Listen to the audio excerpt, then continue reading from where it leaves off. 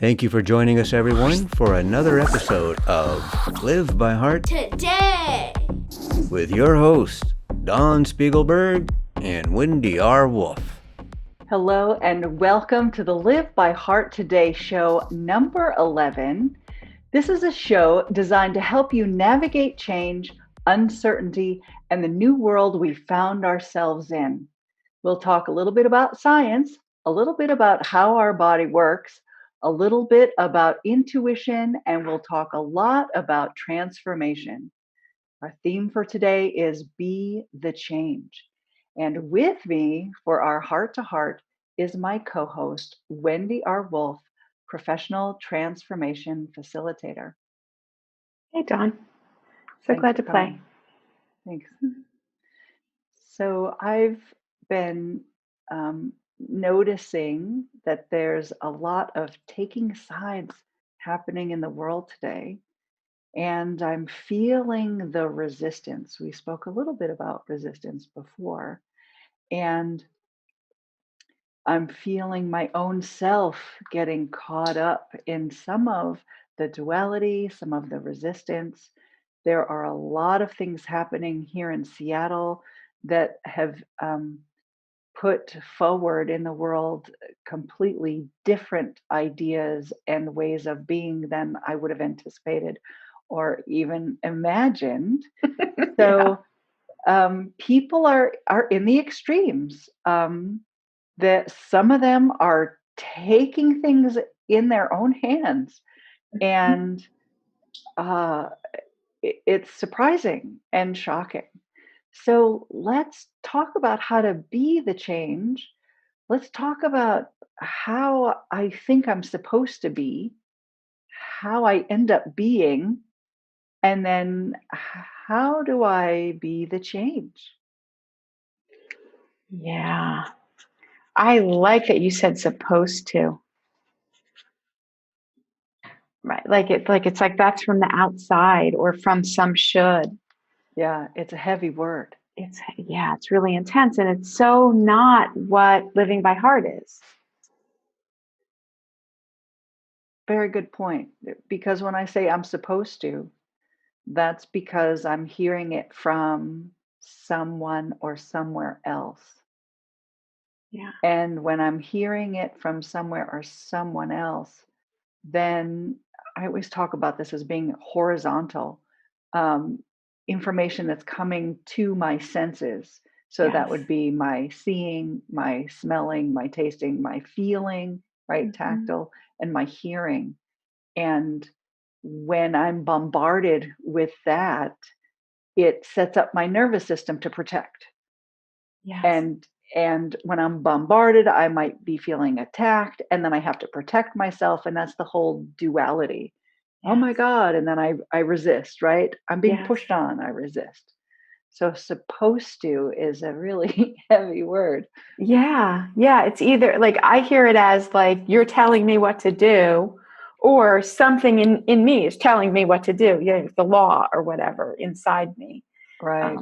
The superego or whatever you want to call it is wanting to take charge of me instead of me enjoying my merrily life is but a dream life. Yeah. So enjoying the life is but a dream life. I just want to take a moment and turn toward Maslow's hierarchy of need again, because the foundation of that triangle is the physiological needs. So air, water, food, shelter. They're now including sleep in that, right? Good. Being clothed. And most of us have patterns and habits of those things being taken care of. Not everyone, right? But most of us. Yeah. And it feels like a lot of those things are being threatened right now.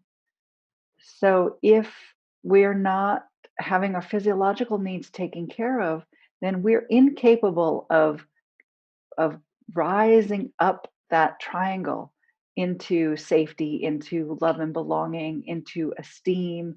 And then at the very top of the triangle is self actualization. Mm-hmm. And if our goal, if our joy, if living the life merrily along is self actualization, Mm-hmm. then we need to take the steps to get there.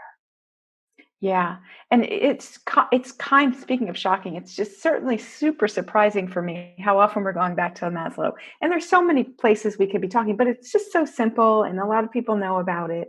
Mm. So how awesome!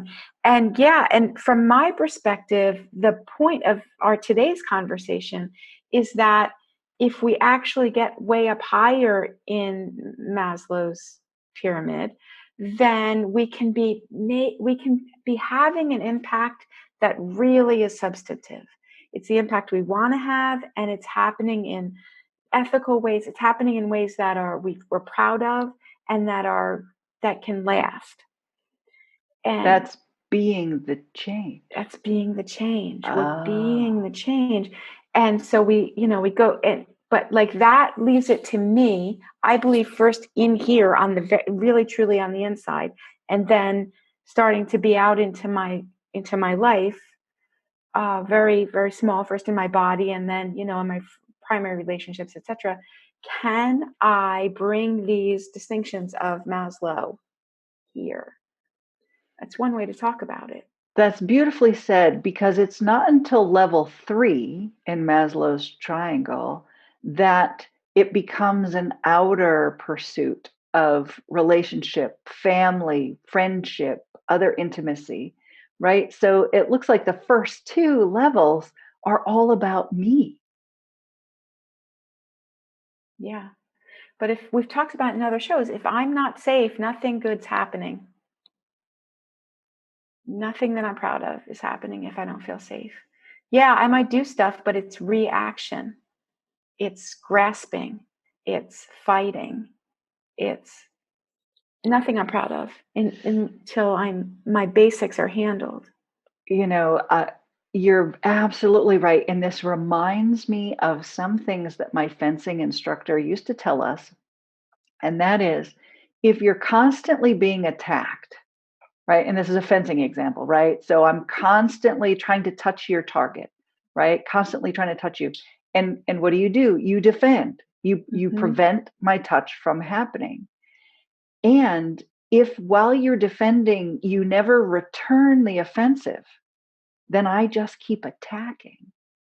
And that may be what people are feeling, right? They're constantly being bombarded. Their nervous system, their 5 senses are constantly stimulated. And if they never make the switch, if they never then take control of themselves so that they can focus on something outwardly, then they feel like they're constantly attacked. And eventually you get touched, right? Eventually you break Yes. down. Eventually it becomes too much. Yes. Yes.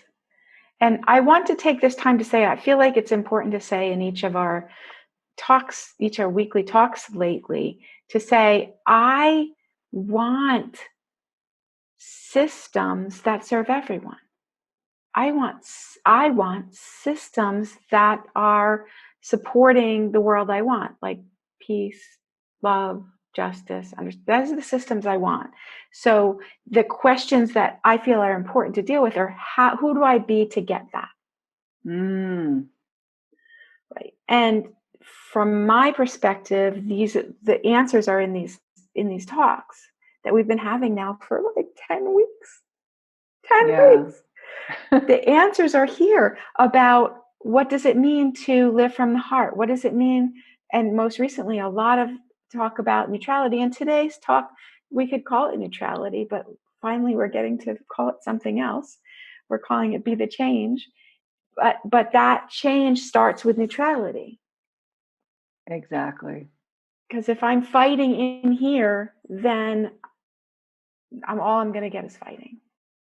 Yeah, and if you're fighting in here, then everything that comes toward you, you're fighting that too, right? So the struggle within you, Yes.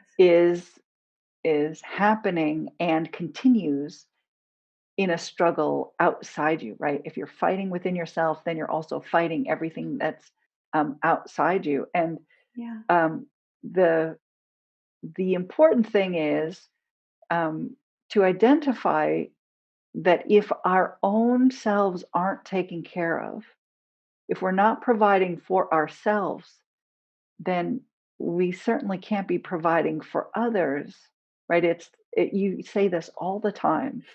You put your own mask on first. And, I now am hearing your voice in my head saying, put your own mask on first. Right. Okay. So I've got to take care of my body. And it's beautiful because the Bible calls the body the temple. And I Mhm. love the idea of a temple because a temple is holy and you do specific things, right? And you wash yourself before you go in and you respect it, right? All these things that you do. And just that idea of a temple changes my understanding of what I need to do for myself in order to show up in the world, in Yes. order for me to show up better in the world. So it's even beyond Maslow's first level, right? He's talking about drinking enough water, breathing air, right? All those really basic things that our nervous system is brilliant and, often does on its own, right? Without us Mhm. consciously paying attention. Um, but when we begin respecting our bodies, when we begin honoring them for what they are, that's raising the bar on that foundation of that Maslow set. Mhm. Yes. And one thing I want to say in the days of COVID, I need to make sure in saying put your mask on first. It's the illustration is you put your own oxygen mask on first, Oh, and good then you point. can help other people with their oxygen mask. But if the temptation for some of us, I support and train a lot of healers. The temptation for a lot of healers and lovers and givers is to be focusing on everybody else's oxygen mask. But if I don't have mine on first, I'm dead before Yes, you know it. Like I yes, can only help a few people and then I keel over and in the way yes. And instead you're of being suffering. help. You're And I'm suffering suffering. while you're helping other people. Yeah. Right. So it's like, it's very challenging. And like the distinctions that I share of a healer helped me heal myself, helped me. But like, there's so much temptation to want to help out there. And what I hear this as you may, my understanding and what's helped so many healers, dozens and dozens and dozens of healers that I've worked with that go on to have their own amazing work in the world. Um, if I if the temptation tends to be, I want to help you heal, and some people are freaking awesome healers, they're amazing helping healers, but I want to help you, help you, help you, help you, but then the shoemaker's kids have no shoes, and like what I need to do doesn't get handled. And there's a reason for it, because doing my own work, like getting my own ship shape, is like much more confronting. It's Yeah, it's much hard. harder. It's hard.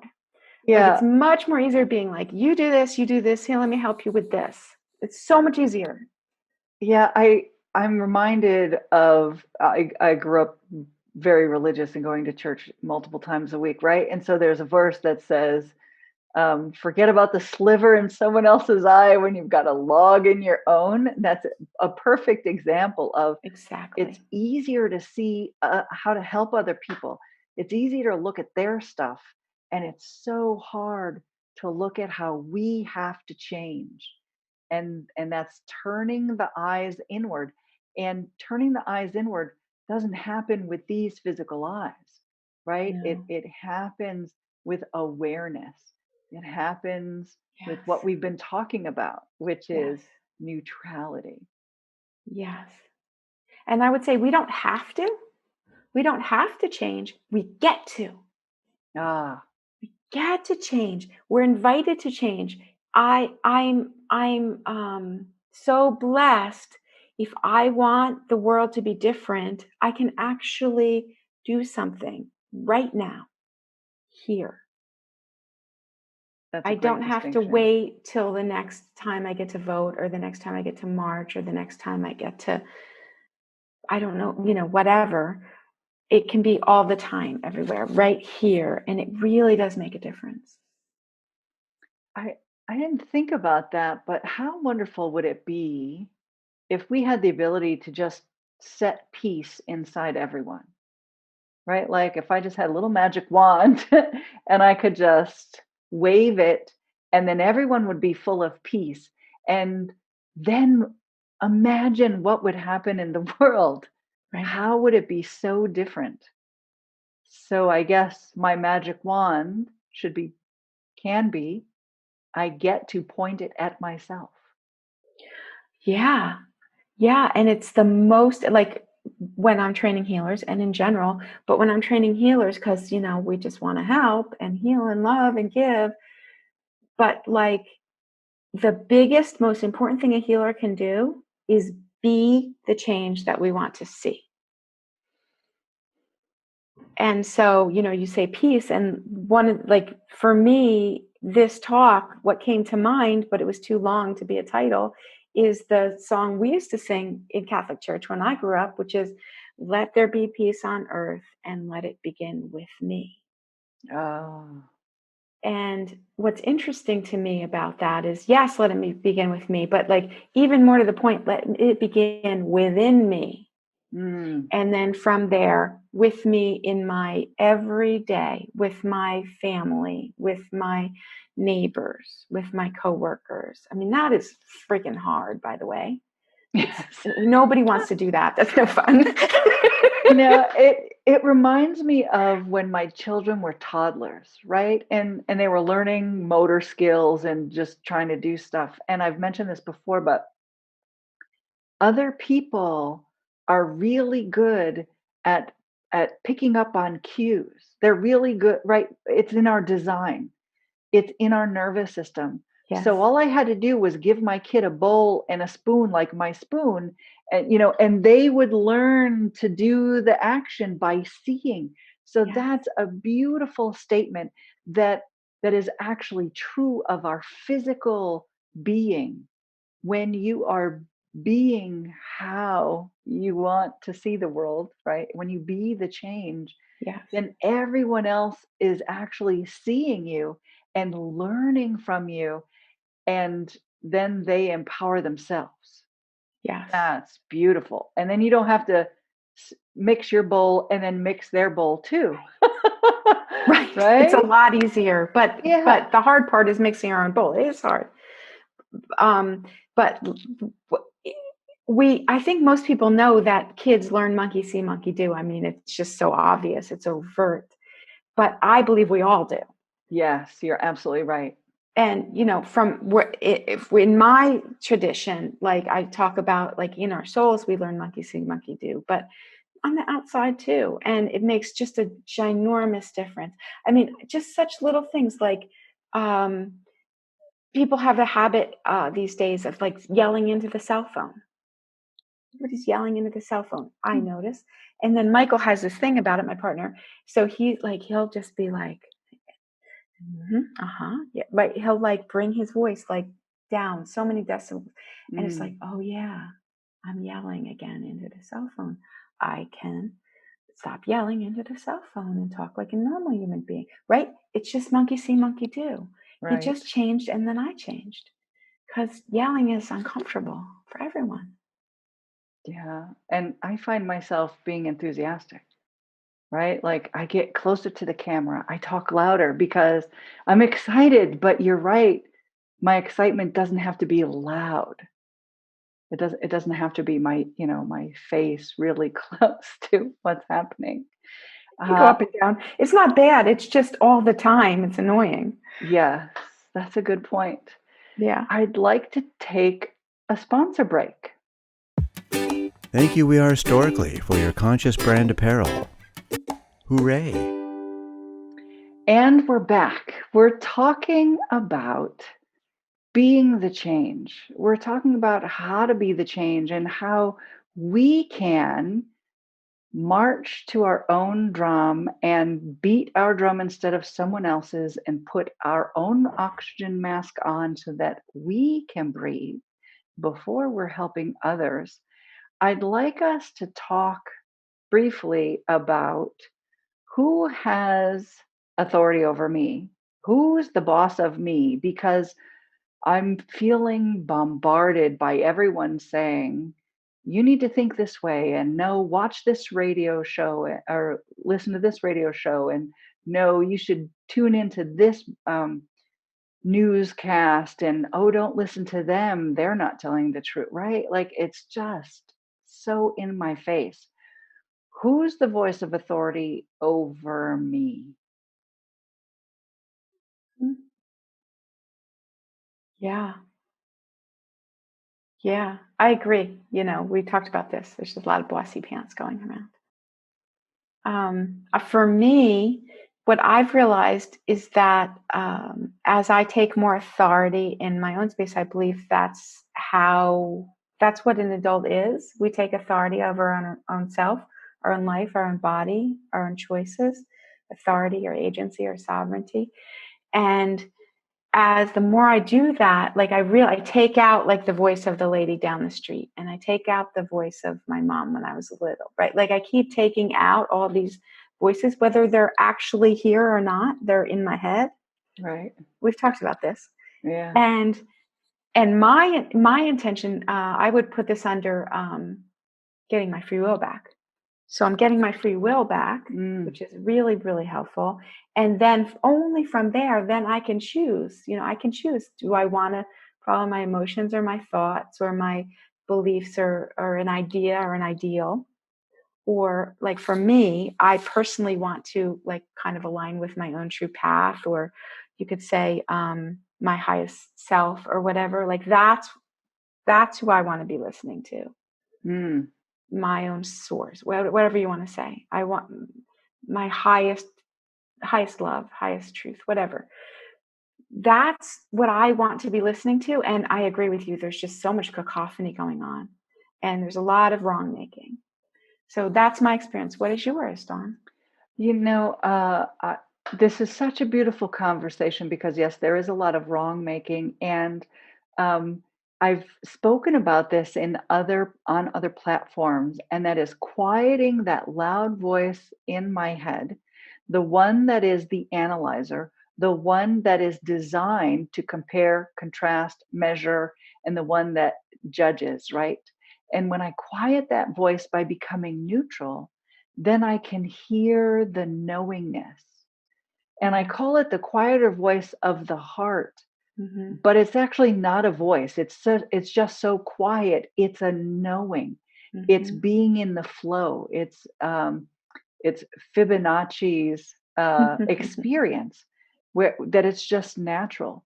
So for me, I've been focusing on just hushing this voice. It's like a baby who wants the candy or the cookie, right? And it has a fit, and it can't distinguish, and it doesn't understand. And I listen to it and just say, there, everything's okay.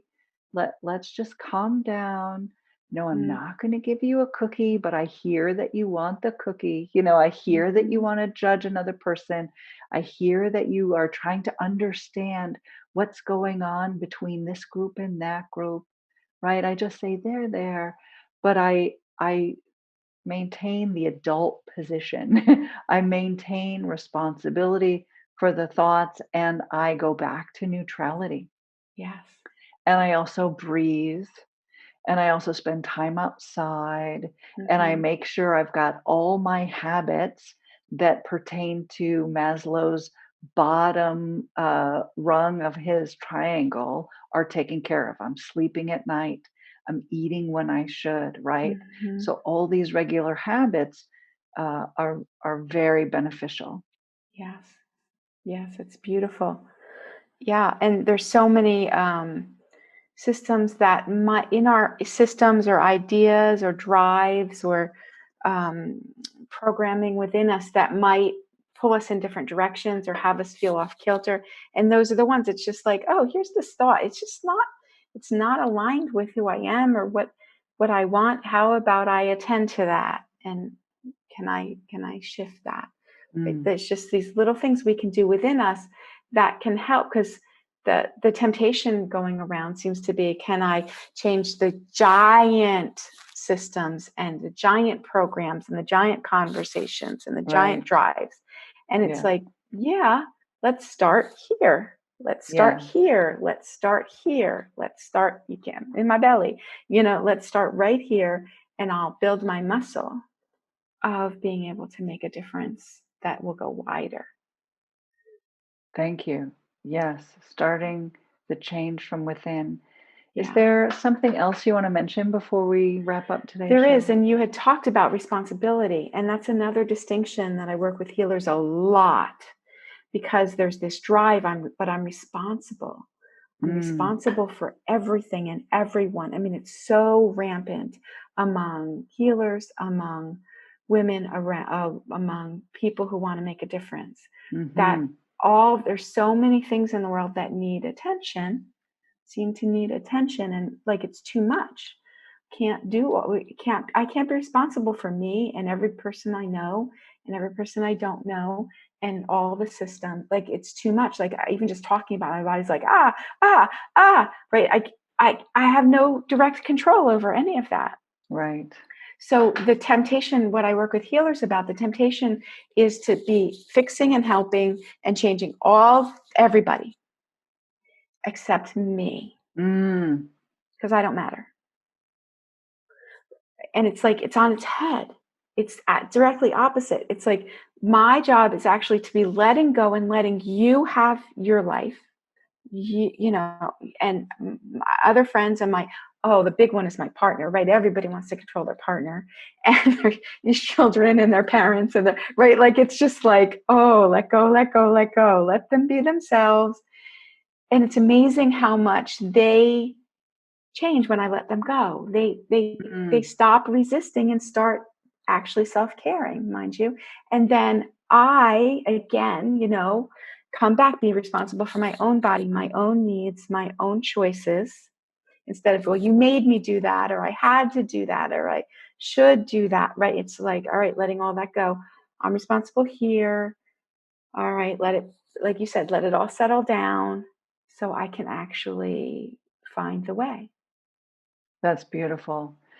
I'm reminded of moments of being a parent and wanting the kids to contribute, like clearing the table and putting the dishes away, that kind of thing, which is super easy to do.